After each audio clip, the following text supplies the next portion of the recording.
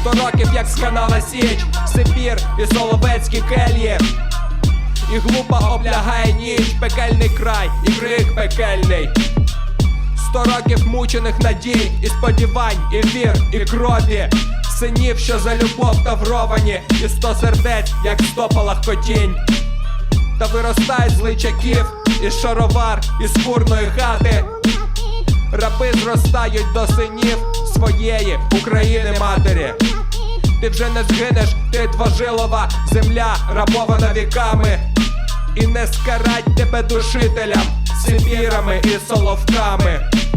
Ти ще виболюєшся болем, ти ще роздерта на шматки. Та вже крута і непокірна, ти випросталася для волі.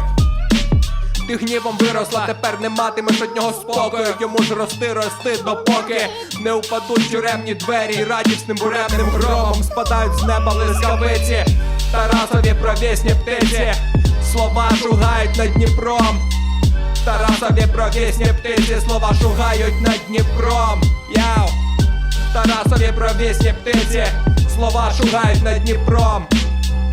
Тарасові провісні птиці, слова шугають над Дніпром.